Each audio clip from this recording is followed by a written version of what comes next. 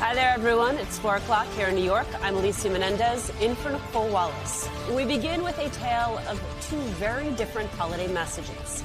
Yesterday, for his last Christmas in office, President Joe Biden, writing on X, "My hope for our nation today and always is that we continue to seek the light of liberty and love, kindness and compassion, dignity and decency." He also posted a picture of himself and the First Lady, Dr. Jill Biden, calling service members around the world to thank them. And then there was President-elect Donald Trump, who, while most of us were likely spending the holiday with our loved ones, with our families, well, he spent his day a little differently by posting more than 40 times on his social media platform, including a meme mocking former President Barack Obama, a number of articles in favor of Kash Patel and Pete Hegseth for FBI Director and Defense Secretary, respectively, a picture of himself receiving Fox's, quote, Patriot of the Year award, as well as a post encouraging former professional hockey star Wayne Gretzky to run for Prime Minister of Canada, saying, quote, "It would be so much fun to watch." But perhaps most disturbing of all was his lengthy Christmas message, where Trump doubled down on his suggestion that the U.S. should just take control of Canada, Greenland, and the Panama Canal. He wishes a Merry Christmas to Chinese soldiers who he claims are, quote, lovingly but illegally operating the Panama Canal, as well as Canadian Prime Minister Justin Trudeau, who he once again mockingly refers to as governor, and the people of Greenland, which he says is needed by the United States for national security purposes, and who want the U.S. to be there, and we will. But, my friends, it did not end there. The president-elect goes on to extend his holiday wishes to the, quote, radical left lunatics, mocked the current president, Joe Biden, as Sleepy Joe, who he calls a man who has absolutely no idea what he's doing, and ends by telling the 37 inmates on death row who had their sentences commuted by President Biden to, quote, go to hell. Yep. And that is where we start today. Joining me now, David Jolly, former Republican congressman from Florida and MSNBC political analyst, Molly Jong-Fast, special correspondent for Vanity Fair and host of the Fast Politics podcast, and Juanita Tolliver, MSNBC political analyst and author of the forthcoming book, A More Perfect Party, The Night Shirley Chisholm and Diane Carroll Reshaped Politics. It is good to see you all. David Jolly, if you had someone at your family holiday who was sort of whipping through this grab bag of grievances, talking about a person who hadn't been president in 8 years as though they were president today, you'd say, I think it's time for you to head home. I think this party is wrapping up now. And instead, it turns out for the United States, this party is just beginning. What do you make of what we heard from the incoming president? Yeah, welcome to the next 4 years. I'll take your metaphor a step further, which is if this guy was at your holiday party last year, you wouldn't have invited him back, because this is a lot like what he did last year and what he did on Easter. I think you can look at this in two lenses. The more generous interpretation would be about Donald Trump's kind of discussing political strategy always, which is he can't be a hero if there's not a villain. And so at a time when Joe Biden is sending out messages of unity, Donald Trump can't have that, because his rise to political power came by birtherism and injecting division and relying on the Fox News and right-wing platforms that were metastasizing division as he was coming up. So part of that is strategy. That would be a generous interpretation. I think the more likely one, if we don't overthink it, is just the raw narcissism. We see him do this on holidays, on Christian holidays. The man, Alicia, is jealous of Jesus Christ himself.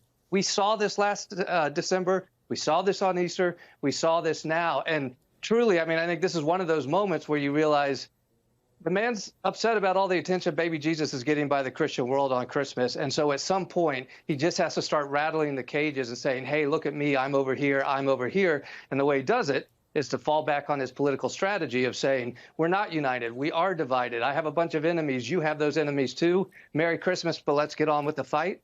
This is the next 4 years. I don't know if you can tell, Juanita, that David Jolly, I believe, is a preacher's son, because I watched the blush rise in your cheeks as he talked about anyone possibly being jealous of the baby Jesus. But let's just follow what David Jolly said here, right? Let's go with the most generous interpretation of the nuttiness that is coming from the incoming president. If this is, in fact, strategy, and the strategy is that in order to be the hero, there has to be a villain, he hasn't even settled on who the villain is, because then it would mean current President Joe Biden is somehow a villain. Former President Barack Obama is somehow a villain. Justin Trudeau is somehow a villain. The Chinese soldiers who are lovingly but illegally in charge of the Panama Canal, I suppose that those are villains too. This is not what we expect in the way of presidential leadership. And it would be one thing if it were just name calling, but it also is the suggestion of policy and an imperial presidency.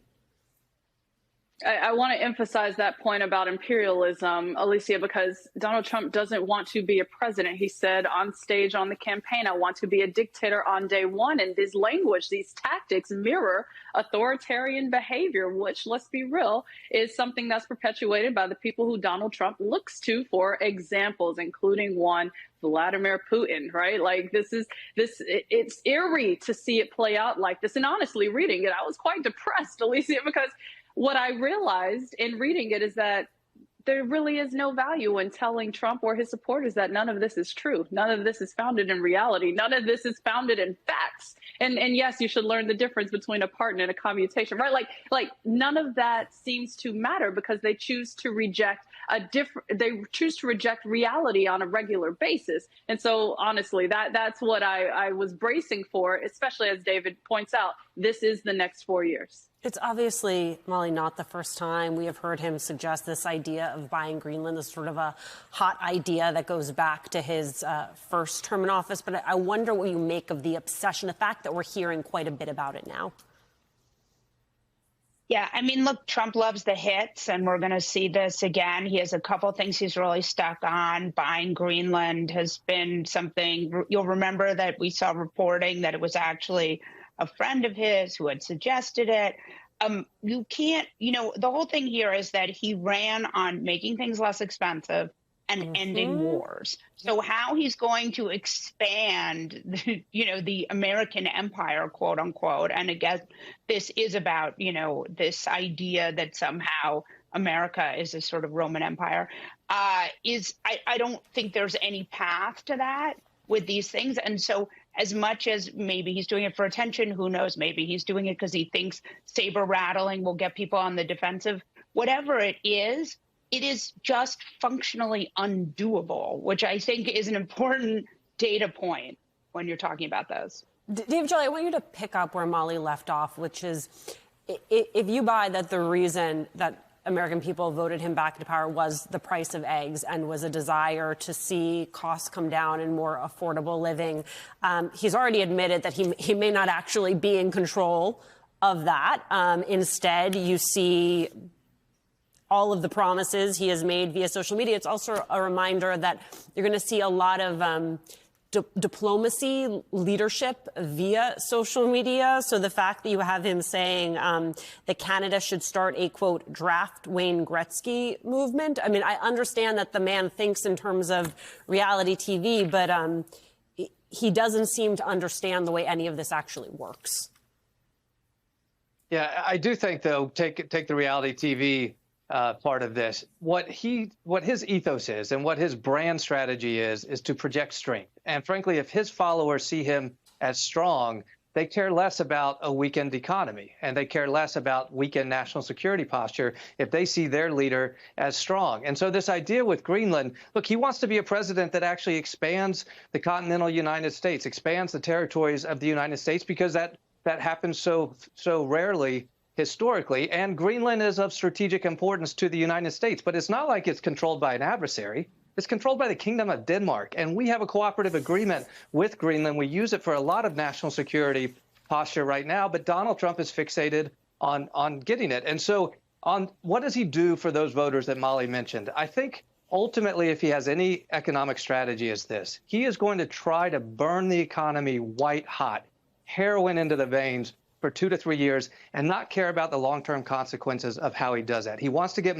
money moving fast. He wants to get interest rates down. He'll try to crush the independence of the Fed. We'll see if the Congress will go along with that. He'll try to renew his tax cuts. He'll ignore the long-term consequences of the increased debt. If he approaches the independence of the Fed, he'll ignore the fact that that rattles international markets. But what he wants to do is just get money moving fast and let people feel this strength that he projects, even though ultimately it's a weakness, either because it's a mixture of his kind of toxic masculinity with raw ignorance or with irresponsible decision making. But for the moment, it'll feel great. Joining us now, we have Luke Broadwater, congressional reporter for the New York Times, April Ryan, White House correspondent and Washington bureau chief for the GRIO, and Elise Jordan, former aide to George W. Bush and the George W. Bush White House and the State Department, as well as an MSNBC political analyst. Luke, we're going to start with you. From your reporting, what are you expecting the relationship to be between President-elect Trump and Congress, especially after what we saw in that budget battle last week? Right. Well, we learned two things from the budget battle last week. One, congressional Republicans are, of course, very responsive to nearly every demand of incoming President Donald Trump. They really wait for his cue on many things, especially to tear things down. When he said essentially to kill the first spending bill, they promptly did that. That said, there is an area of disconnect between the House Republicans, especially those members of the Freedom Caucus, and Donald Trump, and that is raising the debt ceiling. We saw a minor revolt against Donald Trump from those members of the Freedom Caucus. They don't want to raise the debt ceiling. And so that's going to come up again, probably in the summer.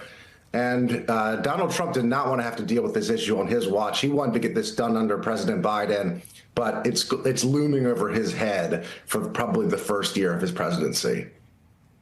And I want to follow up really quickly. When it comes to Speaker Johnson, what is your understanding of how Trump is feeling about him? Because the signals seem to be that it's not necessarily, he won't even have to fight against him in this speaker race. Just not throwing his support behind Johnson might be enough to bounce him out of that position. Yeah, I mean, Mike Johnson has worked overtime to try to ingratiate himself to Donald Trump. He is down there all the time at Mar-a-Lago. He's going to UFC fights with incoming President Trump. But it may not be enough. Donald Trump reportedly was displeased that Johnson couldn't get the debt ceiling deal done under President Biden. There might be a minor brewing revolt against Johnson's leadership among the House Republicans. And it's only going to take a handful of House Republicans to kick Johnson out of the spot if they want to do that. And so they will be looking very closely at Donald Trump's cues. Does he give a full-throated endorsement of the speaker, or does he withhold some support? April, Paul Kane for the Washington Post put it like this: Johnson's dilemma is the same one that bedeviled his predecessor, Kevin McCarthy, the always smiling speaker, who proved so ineffective he didn't last 9 months in the job. Both found themselves in a predicament which the White House GOP held a majority in principle, but in practice could not come together to govern. What do you think about that? What's your take? Well, remember, you had Matt Gaetz, who was really pushing to pull him down, speaking of Kevin McCarthy. But now the question is, who is with Donald Trump to pull down Speaker Mike Johnson? And whenever Donald Trump shows an inkling of dislike of even a Republican, there are those who will follow through and present to him negatives. But we'll have to wait and see how this plays out. As the previous pundit said, yes, they have gone to games and done things together. But at the end of the day, Mike Johnson did not do what the president wanted. He did not help to raise the debt ceiling, to spend more. And there are a lot of fiscal conservatives that did not like this. But at the end of the day, what's going to happen? Are we going to keep kicking the can down the road, or are we going to acquiesce to what the president wants? And then we'll have tariffs and debt ceilings, raising the cost of everything and pushing for more spending of federal government. We have to wait and see how this all plays out. Elise, what do you think Democrats' role in all this, especially the upcoming speaker election, is going to be? Should they save Johnson, or do you think they're going to lean into the chaos? I think at this point, no one knows what is the best option, given that, the chaos, who actually benefits from the chaos, not the American people, not Democrats.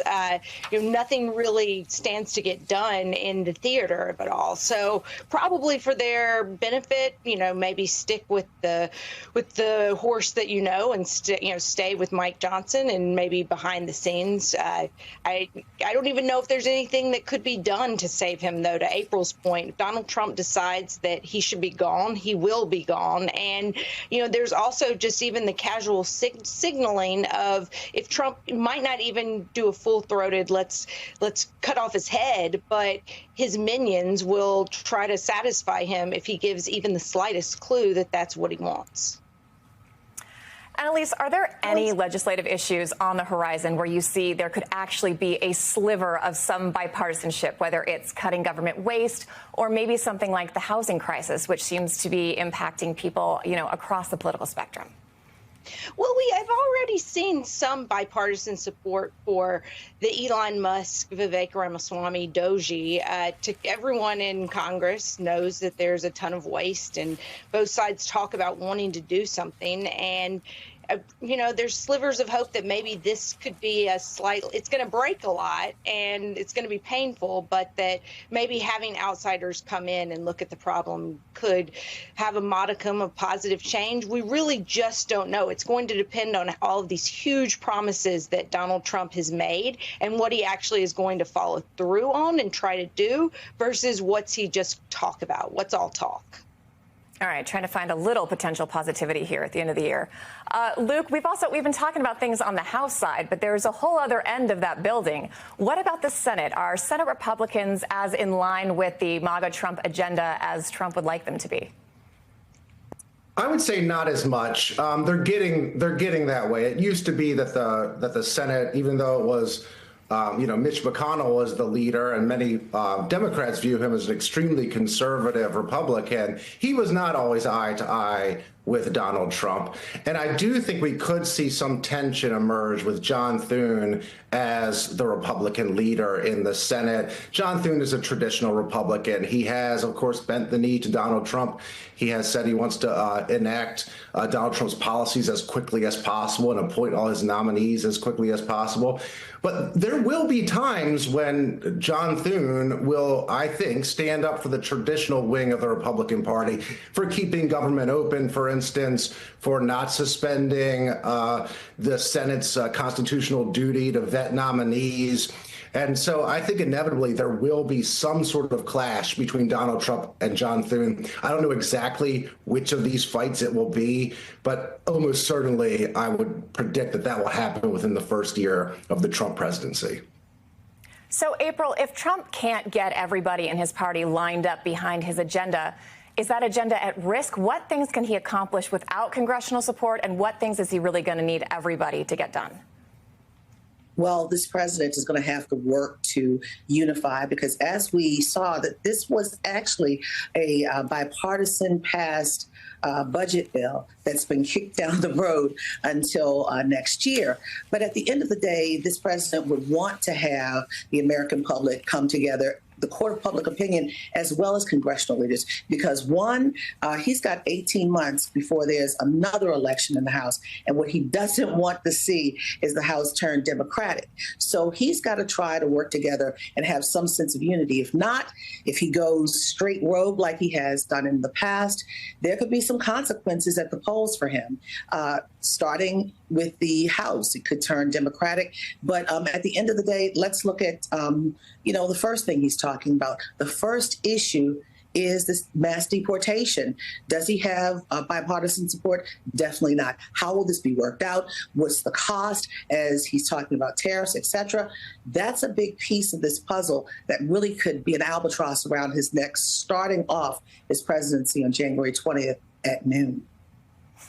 But Elise, as we saw in this budget battle, it's not just getting Republicans in the House and the Senate to get along with the White House. There was this wrench, or rather this Cybertruck, that got thrown in the mix, and that's Elon Musk. Where do you see him factoring in, playing in, and complicating things for the incoming president?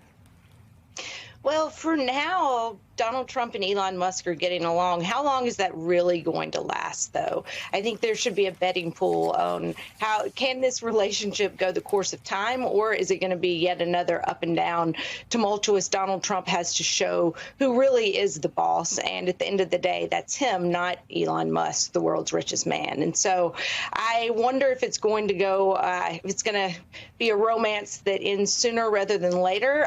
But the reality is it is probably going to end at some point. So it's just a matter of time.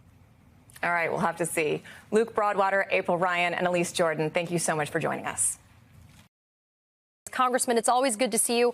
I don't know about you. This Washington Post piece that I just quoted, I posted it on my social media accounts because it's pretty wild, right? Because when you read it, and it's just a small microcosm, Congressman, of a community in America, and yet you and I both know this is replicated across many communities in America for those that voted for Donald Trump. And I want to highlight a quote at the end of it.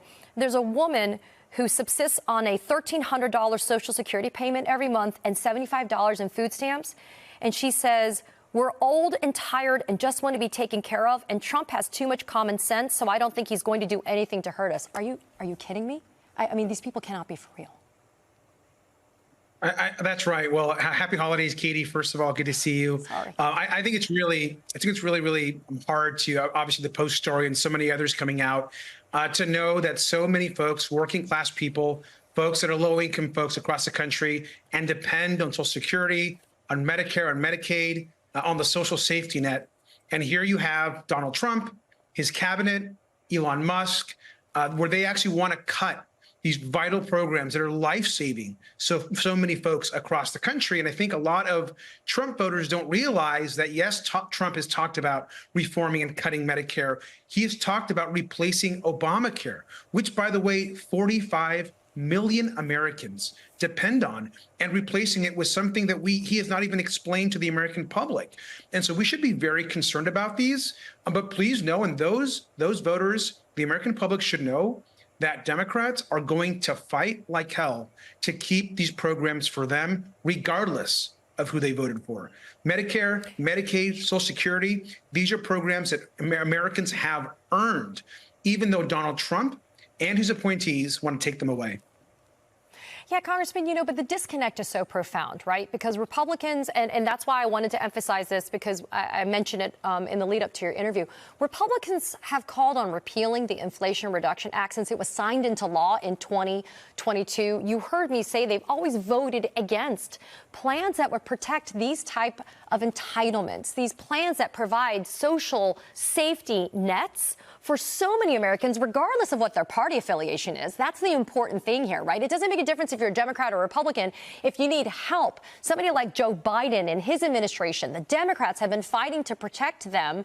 So what's the disconnect between these voters that are highlighted in this Washington Post piece and the reality of Republicans that go to D.C., voted into office like a Donald Trump, and all they're going to do is they're hell-bent on making sure that they don't get these entitlements?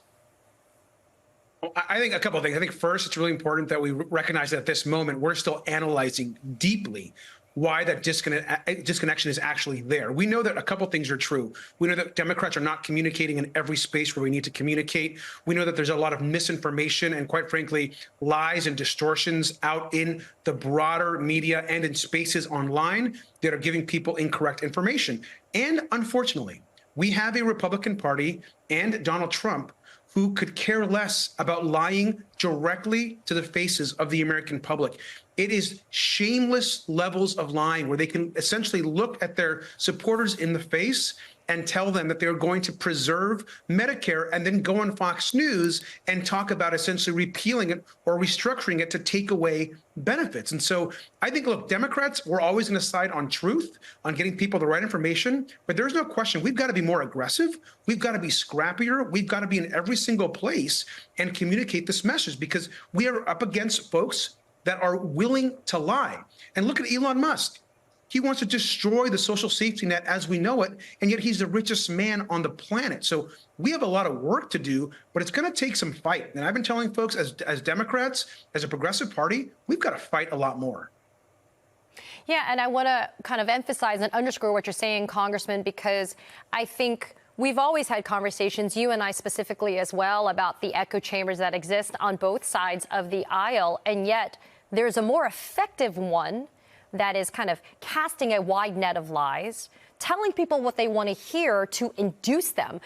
You know, interestingly, in the law, there's a cause of action. It's fraud in the inducement is the actual cause of action, where somebody induces you or says something to you to get you to do something, but it's always based and grounded in fraud. And so we kind of have the same thing happening, which is the richest proposed cabinet in the history of America is a Trump second administration cabinet. And you have this non-governmental agency, which is a whole other conversation, with Vivek Ramaswamy and Elon Musk, this Doge thing, which they're going to be the ones that are going to be proposing how to slash all of this money, and this total misunderstanding and misapprehension of how effective Joe Biden and the Democrats were to safeguard through something like the Inflation Reduction Act. And it goes to show you just how much disinformation and how much just these lies and mistruths have been impacted so much of the American public. Look at Elon Musk. And I think, Katie, this is what's really, I think, dangerous. You have the wealthiest man on the planet who says he wants to cut essentially the social safety net, that he wants to essentially get rid of the debt ceiling like Donald Trump wanted to. And why do they want to do that? They want to do that not because they actually want to provide more services, but because they want to give themselves larger tax cuts and tax breaks. They want to essentially take the wealth and the hard-earned money of working class people across the country. Make no mistake about it. The hard money that is earned every day by workers. They want to take that money and redistribute it to themselves, to their companies, and to their billionaire friends. That's what this is all about, which is why they could care less about Social Security and about Medicare. Well, on the other side, you've had Joe Biden and Kamala Harris, a consequential administration that has lowered the price of prescription drugs, that has built our highways and roads, that has actually put in new safeguards for gun violence. And so, during this holiday season, I'm also thinking a lot about how good and solid of a president Joe Biden has been, and that we've got to prepare to push back on all of Donald Trump's lies and his efforts to cut our government to essentially nothing. And quickly, Congressman, how do you guys do that then? How do the Democrats do that when you have what they're calling a trifecta now, right? Republicans holding all three branches of government, clearly signaling they're going to endanger social safety nets for Americans. How do Democrats do that? I know there's a very slim margin in terms of just the numbers right now in D.C., but what's it going to take for you guys? Look, I think different folks have different ideas of how to get there. I'll tell you mine. It's not by holding hands with Republicans and kumbayaing at this moment and just wishing and hoping that everything is going to be okay in this big era of bipartisanship. That is just not the case, in my opinion. Bipartisanship right now and working with these Republicans is going to lead to one thing, and that is them rolling over us as a country and destroying the social safety net. At this moment, what Democrats need to do is to fight back every single time. And look already how that has worked. Even with the majority in the Congress, Democrats were able to stop some of their worst laws. We did, I think, a really strong effort on derailing the Matt Gaetz nomination. We continue to push, even in this last discussion on the budget, Democrats kept the government open while giving Donald Trump a loss, where he wanted, of course, to eliminate or raise the debt ceiling for massive tax cuts. And so if Democrats dig in, fight like hell, push hard, we can actually win some of these battles. Now, it's going to be hard and tough, but what we shouldn't be doing is all of a sudden rolling out the red carpet for Elon Musk and his Doge committee. That's something that I'm not going to engage in, and I hope that we continue to fight back. You always need adults in the room, and it's always the Democrats these days. Congressman Robert Garcia, thanks for being here. Happy holidays. It's always so good to see you. We begin this hour with the tragic plane crash that killed dozens in Kazakhstan yesterday. This morning, speculation is growing about what caused the flight with 67 people on board to plummet and crash into a field in a fiery blaze. Now, both Ukraine and a top aviation security firm say Russia is likely to blame. But the Kremlin is pushing back and urging people to avoid jumping to conclusions until an investigation is complete. NBC's Danielle Hamamdjian joins us now from London. Danielle, what do we know about the investigation so far, and who is even leading it? Yeah, well, the Azerbaijan Airlines aircraft that crashed in Kazakhstan, killing 38 people, might have been caught, in fact, by a Russian, by Russia. In the moment, Russia was launching and activating its air defense systems to shoot down a Ukrainian drone. This was the topic of much speculation over the past 24 hours, but it is now being supported by some industry experts. NBC spoke to the chief intelligence officer of the aviation security firm Osprey, which has a number of partnerships with airlines around the world, as well as contracts with the U.S. government. And they say that they've reviewed the footage of the wreckage, which appears to show holes in and damage potentially caused by shrapnel. They've reviewed the footage filmed by some of the passengers in the plane while it was still in the air. And they say they've also taken into account the testimonies of some of the survivors, and there are nearly 30 of them, who say that they saw and heard what appeared to be an explosion and shrapnel that passed through the fuselage in the cabin area. And this has led them to conclude that this was not caused by bad weather, and it was not caused by a bird strike, as had been suggested by the Russian state media. Take a listen to what he had to say.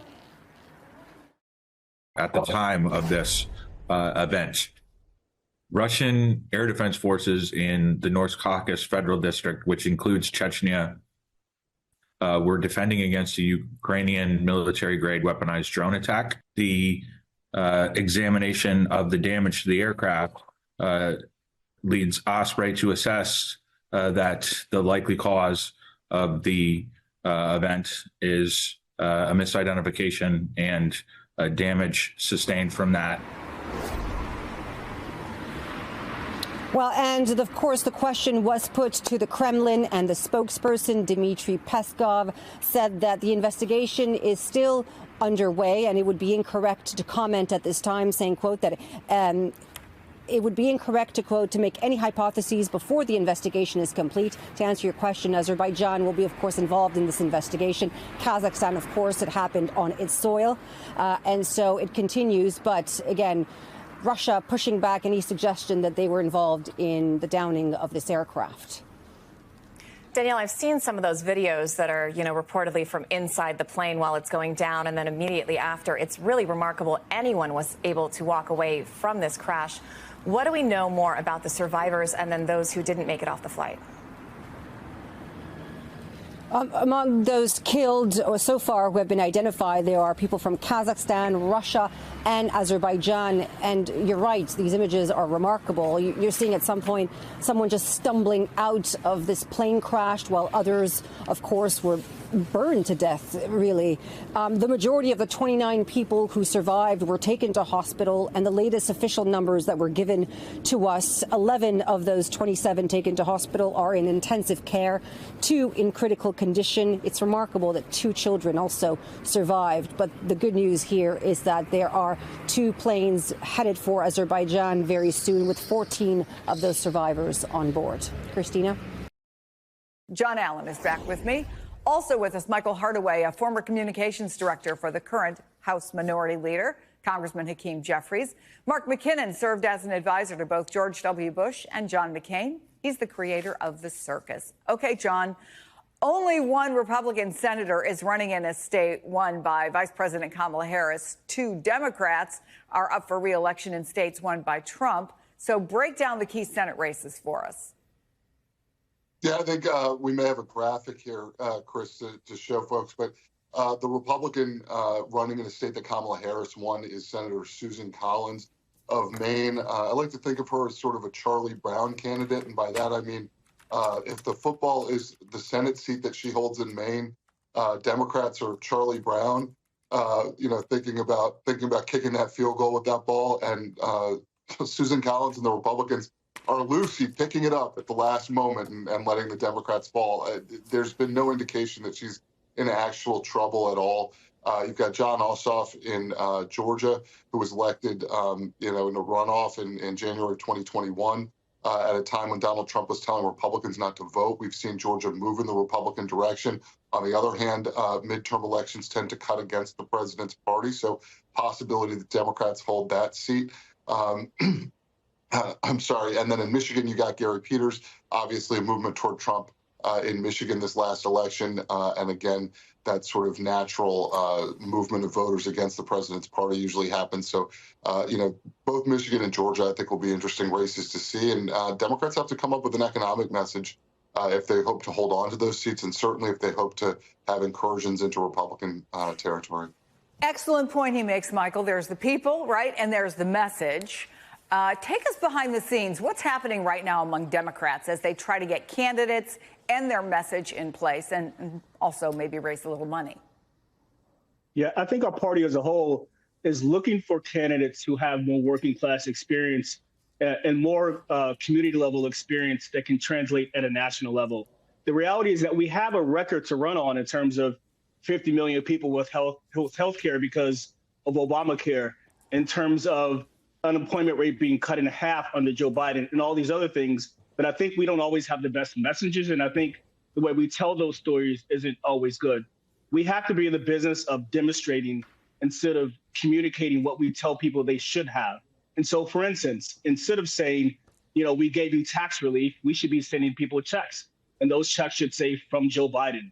We have to be more in the business of that, of demonstrating our value, instead of telling people after the fact what we think we've done for them. Well, that was really what got Donald Trump reelected in many ways, didn't it, Mark? And also, let's not forget the fact that he seemed to have quite a disadvantage in fundraising. I wonder, as we look forward, is it harder to get donations after the kind of November that Democrats just had? No, I think that people actually see this as pretty cyclical, which it is. If you want to be unpopular in politics today, just get elected and hang on to your seat because it will likely be in jeopardy next time up. In all the years of my campaigning, I learned a lot more from losing campaigns than winning campaigns. Winning is fun, but losing is soul crushing. And when you experience it, you don't want to do it again. And Democrats now are in the desert, and you get better at finding water when you're out in the desert. And but the thing that I've also learned is that parties don't lead people, people lead parties. So the Democrats also need not just a 100-point plan. They need somebody. They need a Moses to lead them out of the desert. And that's what's part of what we'll see in the next 4 years and through the primary processes. Who understands what's happening in America right now, because it's pretty clear from this last election that things are a lot different than they used to be. Michael, in the recent Senate elections, in key races, Republicans were favored to win. The party nominated extreme candidates who went on to lose in the general, right? Do you think that there are going to be similar issues with candidate quality again in 2026, particularly if MAGA candidates do feel emboldened after Trump's win? I do. But again, to the point you made earlier, the real issue for us as Democrats is many of those seats that are up are in deeply red states. And so I don't know that those things are gettable. I do, for instance, look at North Carolina, though, and say that is a seat that Democrats can win in 2026. But I think whether the person is a MAGA candidate or whether they're reasonable, I think our biggest challenge for 26 and trying to take back the Senate is the fact that those are in deeply red states that will be incredibly difficult to win. Mark, history suggests Republicans will be on defense, right? The party of the sitting president has lost House seats in, I think, 18 of the 20 midterms since World War II. How much of what happens, though, on the congressional side do you think will be driven by what Donald Trump does or does not do? Well, a lot of it. And that's why Trump is being advised, and I think understands that whatever he wants to get done, he needs to do in the first 100 days or at the latest the first year, because the second year, I mean, people, really smart people in the Republican Party like Karl Rove thought Democrats would get Congress, and they didn't.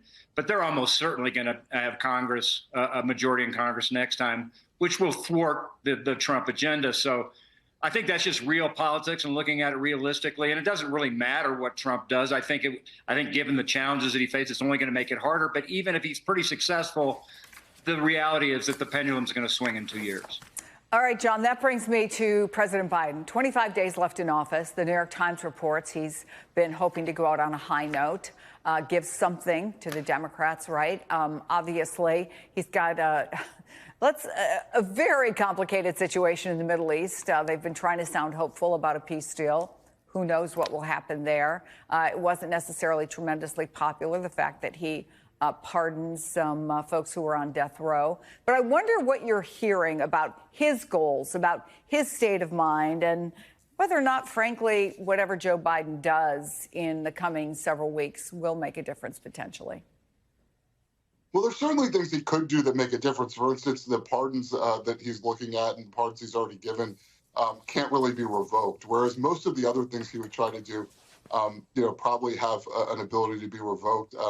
Be interesting to see if he tries to issue blanket pardons for particular types of crime, particular sets of people here over the end. I mean, that's sort of a permanent thing he can do. Things he does by executive order can be rolled back by the president, by the new president when Trump takes office. So I'd be watching the pardon power in particular, but also, much as Joe Biden wants to have a full presidency and make use of all of his time, what we've seen in the last, month or so is that President-elect Trump is more of a factor, more of a figure and right now than the actual sitting president.